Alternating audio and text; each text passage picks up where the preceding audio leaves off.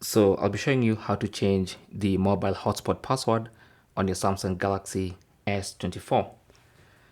So the first thing you need to do is go to your hotspot settings page.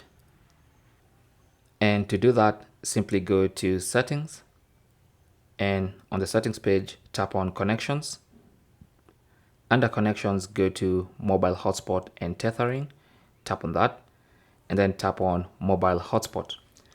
Now in mobile hotspot, you should see network name, which also you can change, and then you should see password. So I'll select that. I can edit that. I can remove a few characters. I can add some characters, and I can make it exactly the password I want. And then once I'm done and I'm happy with the password, I'll just tap on save, and that's going to be my new hotspot password. Now, any devices that had connected to your hotspot using the previous password are automatically going to get disconnected, and they'll never be able to connect unless they update their password.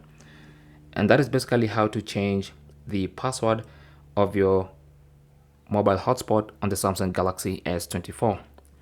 Thanks for watching. Comments and questions down below, and good luck.